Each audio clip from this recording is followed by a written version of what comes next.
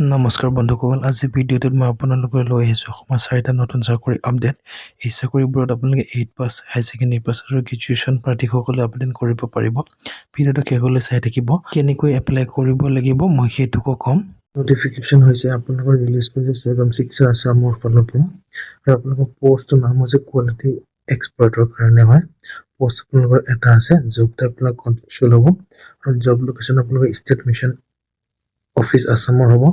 Application mode আপোনালোকৰ online হ'ব, আৰু ষ্টাৰ্টিং ডেট আপোনালোকৰ 10 মাৰ্চৰ পৰা 19 মাৰ্চৰ ভিতৰত হ'ব। আপোনালোকৰ চেলাৰী হ'ব 30,000 পৰা 1,10,000 টকা, আৰু গ্ৰেড পে হ'ব আপোনালোকৰ 13,300 টকা, আৰু ৱৰ্ক প্লেচ আপোনালোকৰ গুৱাহাটীত হ'ব।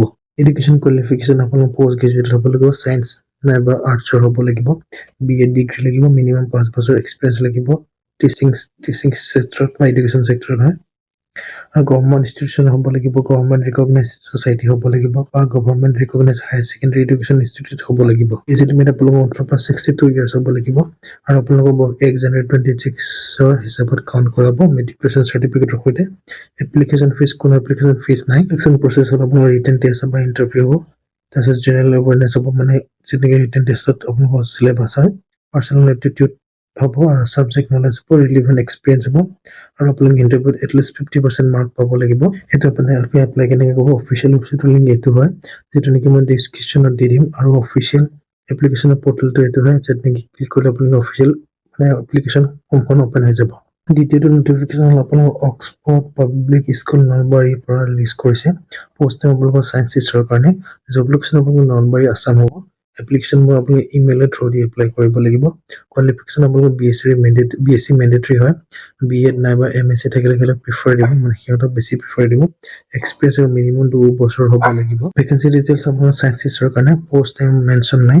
চ' এডুকেশ্যন কোৱালিফিকেশ্যন আপোনাৰ BSc হ'লে এপ্লাই কৰিব পাৰিব, BEd নহ'লে এপ্লাই কৰিব, কিন্তু থাকিলে ভাল হয়, আৰু MSc বা পলিটিকেল ডিগ্ৰী থাকিলে প্ৰিফাৰ দিব, মানে সিহঁতক বেছি গুৰুত্ব দিব। আপোনালোকৰ এক্সপিৰিয়েঞ্চ ৰিকুৱাৰ্ড হয় 2 বছৰ লাগিব, আৰু ষ্ট্ৰং ইংলিছ প্ৰফিচিয়েঞ্চি হ'ব লাগিব। কমিউনিকেশ্যন ফৰ টিচাৰ স্কিলৰ কাৰণে বেছি ভাল হয়, আৰু কোনো এজ লিমিট নাই। এপ্লিকেশ্যন ফিজৰ কোনো এপ্লিকেশ্যন ফিজ নাই। আপোনালোকে এপ্লাই কেনেকৈ কৰিব, ইমেইল এড্ৰেছটো দিয়া আছে, এইটো হয়, য'ত নেকি আপোনালোকে দেখিছে, সেইটো ইমেইল এড্ৰেছত আপোনালোকে নিজৰ CV বা ৰিজিউমখন পঠিয়াই দিব পাৰিব, আৰু কেণ্ডিডেট নিজৰ পষ্ট নেমটো মেনশ্যন কৰিব লাগিব, পষ্ট নেম চায়েন্স টিচাৰ বুলি। তৃতীয় নটিফিকেশ্যনটো হ'ল আপোনালোকৰ অটল অমৃত অভিযান ছ'চাইটিৰ ফালৰ পৰা ৰিলিজ কৰিছে। ডিপাৰ্টমেণ্ট আপোনালোকৰ medical education research development government of আছামৰ ফালৰ পৰা হ'ব। জব টাইপ আপোনালোকৰ কণ্টেক্সুৱেল হ'ব। ইণ্টাৰভিউ মোড আপোনাৰ ৱাক-ইন ইণ্টাৰভিউ হ'ব। ইণ্টাৰভিউ ডেট আপোনালোকৰ 20 মাৰ্চত হয়। জব লোকেশ্যন আপোনালোকৰ গুৱাহাটী হ'ব। ভেকেঞ্চি হ'ল আপোনালোকৰ অপাৰেশ্যন মেনেজাৰৰ কাৰণে এটা আছে, ছাৰ্ভিচ আৰু কেবিনেট এক্সিকিউটিভৰ কাৰণে এটা পষ্ট আছে। এডুকেশ্যন কোৱালিফিকেশ্যনৰ কথা কৈ আছোঁ মই আপোনালোকক। এডুকেশ্যন কোৱালিফিকেশ্যন আপোনালোকে গ্ৰেজুৱেশ্যন হ'ব লাগিব, আৰু যেতিয়া আপোনালোকে ইণ্টাৰভিউলৈ যাব তেতিয়াহ'লে আপোনালোকে এডুকেশ্যন চাৰ্টিফিকেট লৈ যাব লাগিব, নিজৰ CV বা ৰিজিউমে লৈ যাব লাগিব, এড্ৰেছ প্ৰুফ নাইবা আইডেণ্টি প্ৰুফ লৈ যাব লাগিব, ৰিচেণ্ট পাছপৰ্ট চাইজ ফটো লৈ যাব লাগিব, যদি সেই ৱৰ্ক এক্সপিৰিয়েঞ্চ চাৰ্টিফিকেট আছে তেতিয়া লৈ যাব, আৰু অৰিজিনেল ডকুমেণ্ট লৈ যাব, জেৰক্স বিলাক আপোনালোকে চেল্ফ এটেষ্ট কৰি লৈ যাব লাগিব। নটিফিকেশ্যন আপোনালোকৰ কোনো এজ লিমিটৰ বা ক্ৰাইটেৰিয়া নাই, আৰু কোনো এপ্লিকেশ্যন ফিজো নাই। আপোনালোকৰ ৱাক-ইন ইণ্টাৰভিউ ডিটেইলছত আপোনাৰ 20 মাৰ্চত হ'ব। ভেন্যু আপোনাৰ Atal Amrit Abhiyan society 3rd floor above Nayantara super market 6 মাইলত হ'ব, আৰু চিটি আপোনালোকৰ গুৱাহাটী আছাম হ'ব। পিনক'ড আপোনাৰ 781022 হয়। আপোনালোকে কেনেকৈ অফিচিয়েল নটিফিকেশ্যনৰ লিংকটো দিয়া আছে, যদি আপোনালোকে নটিফিকেশ্যন চাব বিচাৰে এড পাব, আৰু অফিচিয়েল ৱেবছাইটৰ লিংকটো ইয়াত হয়, আপোনালোকে এড ক্লিক কৰিলে আপোনালোকে এপ্লাই কৰিব পাৰিব। 4 নম্বৰ ৰিকুৱাৰমেণ্টটো আপোনালোকৰ ৰিলিজ কৰিছে শোণিতপুৰৰ ফালৰ পৰা, য'ত ডিষ্ট্ৰিক্ট লিগেল ছাৰ্ভিচ অথৰিটি হয়, আৰু পষ্ট নেম আপোনালোকৰ অফিচ এছিষ্টেণ্ট চেণ্টাৰ কাৰণে হয়, কণ্টেক্সুৱেল মেছেজ হ'ব।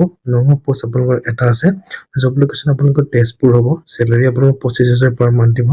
এপ্লিকেশ্যন মোড আপোনালোকৰ অফলাইন হয়। চিলেকশ্যন প্ৰচেছ আপোনালোকৰ ইণ্টাৰভিউ হ'ব। লাষ্ট ডেট আপোনালোকৰ 17 মাৰ্চত হয়। এডুকেশ্যন কোৱালিফিকেশ্যন অফিচ এছিষ্টেণ্ট কাৰণে মাষ্ট বি গ্ৰেজুৱেটেড হ'ব লাগিব ৰিকগনাইজ ইউনিভাৰ্চিটিৰ পৰা। বেছিক কম্পিউটাৰ নলেজ জনা হ'ব লাগিব। MS Excel, MS Word, PowerPoint, DTP আৰু ইণ্টাৰনেট ইউজ হ'ব লাগিব।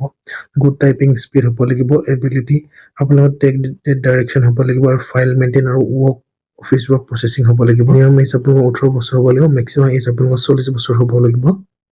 এপ্লিকেশ্যন ফিজৰ কথা কৈছোঁ, কোনো এপ্লিকেশ্যন ফিজ নাই। আপোনালোকে এপ্লাই কেনেকৈ কৰিব, ইম্পৰ্টেণ্ট লিংকছত দিয়া আছে, অফিচিয়েল ৱেবছাইটৰ লিংক হয়, আপোনালোকে এইটোত ক্লিক কৰি কিনে আপোনালোকে এপ্লাই কৰিব পাৰিব, আৰু অফিচিয়েল নটিফিকেশ্যন চাব বিচাৰিলে চাব পাৰিব।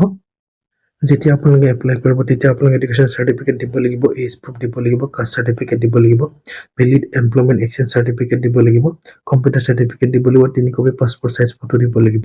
মই যি 4টা নটিফিকেশ্যনৰ বিষয়ে কথা ক'লোঁ, সেই 4টা নটিফিকেশ্যনৰ লিংক আপোনালোকে কমেণ্ট বক্সত পাই যাব।